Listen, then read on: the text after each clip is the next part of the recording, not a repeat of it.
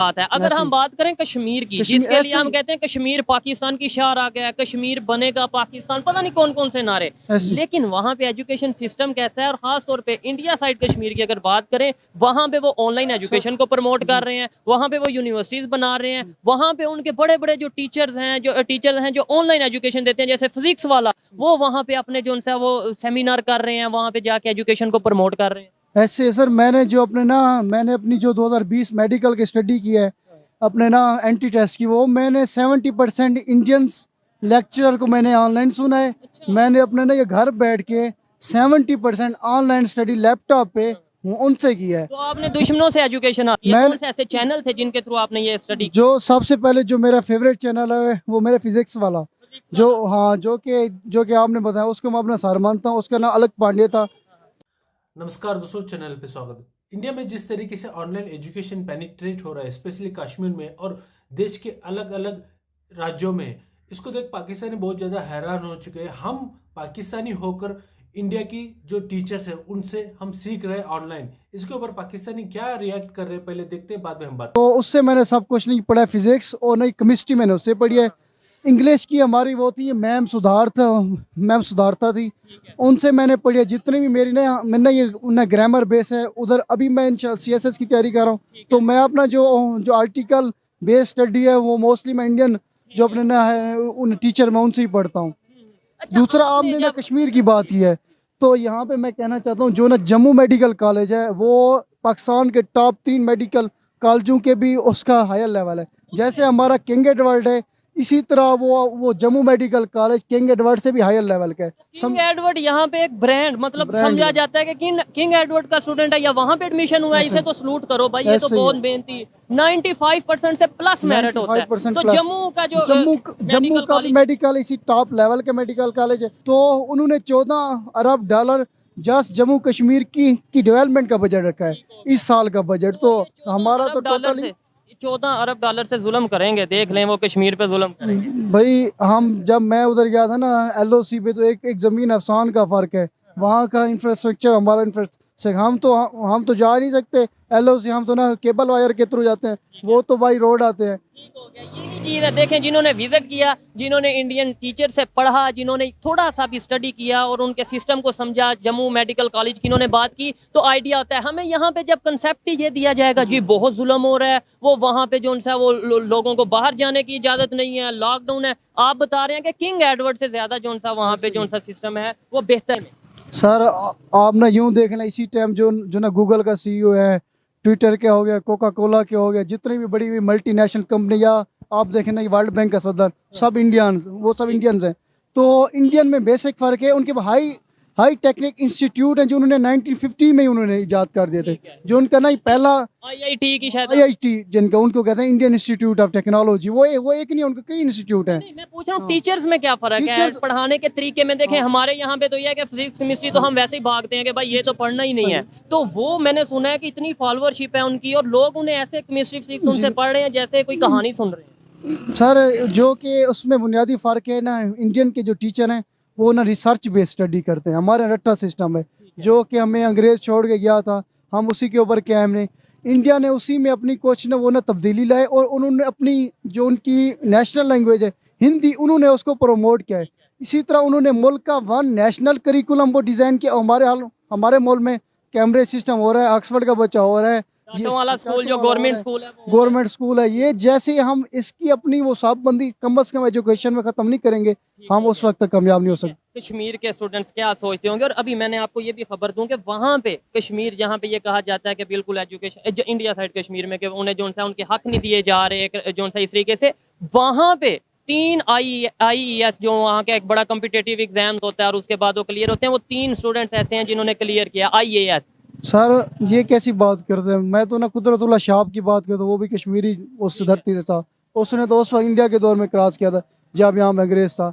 जो कि हमारा जो ऑक्युपाइड कश्मीर है, उनकी यूथ उनकी हमसे ज़्यादा स्टेबल हैं, इंफ्रास्ट्रक्चर के हवाले से, एजुकेशन के हवाले से, सब चीज़ के हवाले से।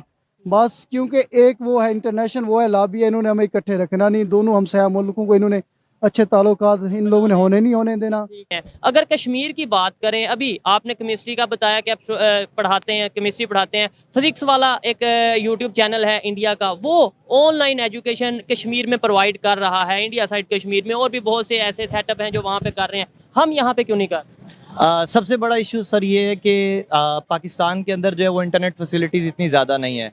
खास करके अगर आप नॉर्दर्न एरियाज़ में जाते हैं तो वहाँ पर ये बहुत ज़्यादा इशू जो है वो फेस करना पड़ता है बच्चों को। मतलब ये कि हमने जो ऑनलाइन एजुकेशन है उसका स्ट्रक्चर ही नहीं सिरे से बनाया हुआ। आपने बोला, जाहिर बात है, इंटरनेट नहीं है तो ऑनलाइन एजुकेशन का कंसेप्ट ही नहीं आता। हमने ऐसे एरियाज में इंटरनेट क्यों नहीं प्रोवाइड किया? इसके अलावा अगर बात करें नेबर कंट्री की, इंडिया की, वो ऑनलाइन एजुकेशन के थ्रू, मतलब इतनी बड़ी आबादी है, वो कैसे उन्हें एजुकेशन प्रोवाइड करें बहुत बहुत हल्की कॉस्ट पे।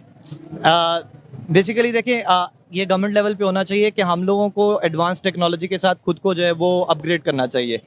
पहली बात है, आप कह रहे हैं online education system, online education को प्रमोट नहीं किया जा रहा। मेरे ख्याल से तो एजुकेशन को ही प्रमोट नहीं किया जा रहा। उसकी बड़ी रीज़न ये है कि जब आप सिखा देंगे ना किसी बच्चे को कि ये सच है, ये झूठ है, क्रिटिकल थिंकिंग क्या होती है, या किसी के पीछे लगकर, ट्रक की बत्ती जिसको कहते हैं, उसके पीछे लगकर फैसले नहीं करते, तो फिर वो बच्चा खुद से फैसले करता है। और जब वो खुद फैसले करेगा और वो देखेगा कि हमारे मुल्क का निज़ाम कौन चला रहे हैं, तो फिर वो उनके खिलाफ वोट देगा। वो नहीं चाहते कि हमारे खिलाफ इस तरह लोग, पढ़े लिखे लोग सामने आए। अवेयरनेस आई ना लोग जी, इसलिए वो एजुकेशन ही नहीं प्रमोट कर रहे। ऑनलाइन तो बात की बात है। एक केमिस्ट्री का स्टूडेंट मुझे मिला, उसने ये बोला कि मैं इंडिया के चैनल्स हैं वहाँ से जो उनसे अपनी तैयारी की है, एंट्री टेस्ट की और इस तरीके से तैयारी की है।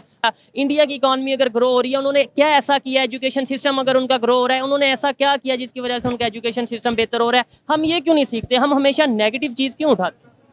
नहीं, ऐसी बात नहीं है। मेरे ख्याल से जो आपका सिस्टम है ना, वो इस वक्त ये नहीं देख रहा कि इंडिया क्या कर रहा है या चाइना क्या कर रहा है। आपका सिस्टम देख रहा है इमरान खान क्या कर रहा है, नवाज शरीफ का कर रहा है, फजलुर रहमान क्या कर रहा है। उसको कैसे हराना है या उसको कैसे हराना है। सब एक टेबल पे बैठने के लिए तैयार नहीं है। आप जो है ना, वो 5 लाख स्टूडेंट्स को लैपटॉप तो दे रहे हैं, लेकिन आप 5 लाख स्टूडेंट्स को लैपटॉप सिखाना नहीं सिखा रहे। आप रोड्स बना रहे हैं लेकिन रोड पे चलने का तरीका नहीं बता रहे।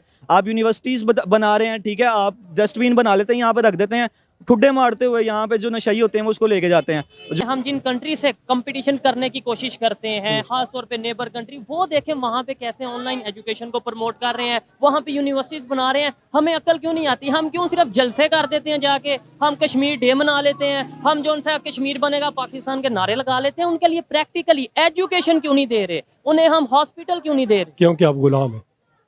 सिंपल सी गुलामी में कब का गुलामी से निकलेंगे? जिस दिन अगर हम खुद गुलाम, आप खुद फैसला करेंगे कि अब हमने गुलामी नहीं करनी, हमने किसी को सलूट नहीं करना, ठीक है, हर इंसान अपना जाती खुद फैसला करे कि मैंने गुलामी से निकलना है या नहीं निकलना।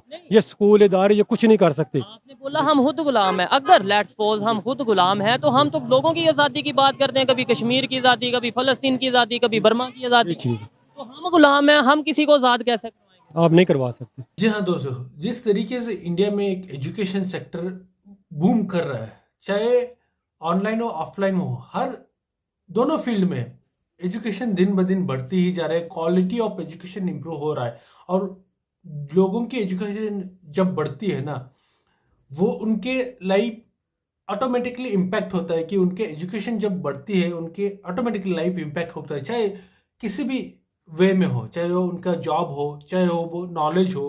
मतलब हर तरह से इंडिया की पर्सनैलिटी इम्प्रोवाइज होता है।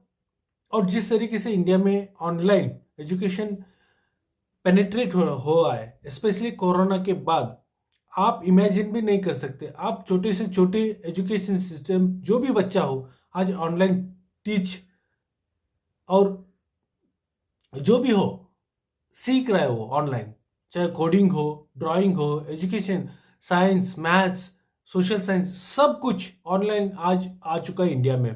और जिस तरीके से हायर लेवल में भी हिंदुस्तान में ऑनलाइन टीचिंग क्लासेस आ चुके हैं बहुत सारे, इससे कहीं ना कहीं इंडिया की जो ओवरऑल आप देखेंगे ना, इंडिया की एजुकेशन सिस्टम बहुत ज़्यादा स्ट्रांग हो चुका है। पहले जो ट्रेडिशनल एजुकेशन वे थे उनको हटकर अब बहुत ज़्यादा उभर चुका है। इसको देख पाकिस्तान बहुत ज़्यादा नाराज़ हो चुका है। क्यों? हमारे पास ऐसे टेक्नोलॉजी, ऐसे बहुत बड़ी टेक्नोलॉजी नहीं, वो सिर्फ पेनिट्रेट करने की ज़रूरत है। लेकिन पाकिस्तान में इसका सोच और विजन के साथ ही कर सकते हैं ना। बिना सोच और बिना समझ के ऐसे तो नहीं हो सकता। ये पहले इंडिया में पहले एक प्रॉपर प्लानिंग किया गया था, इंटरनेट को पेनिट्रेट किया, इतना सस्ता बना दिया इतना सस्ता बना दिया कि लोगों के एक्सेस में आ गया।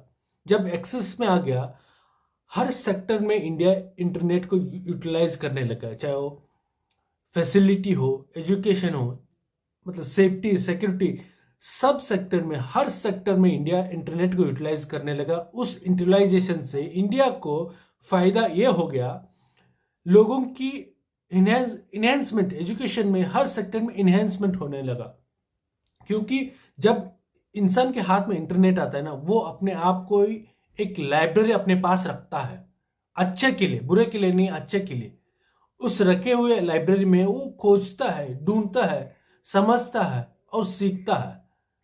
इस चीज से कहीं ना कहीं इंडिया की मेजॉरिटी सेक्टर को बहुत ज्यादा लाभ हो चुका है। और जिस तरीके से आज ऑनलाइन एजुकेशन ग्रो कर रहा है, आप वाकई देखेंगे आने वाले 5 से 10 साल में किस तरीके से ऑनलाइन सेक्टर जो एजुकेशन है वो कहां पर जाकर पहुंचेगी।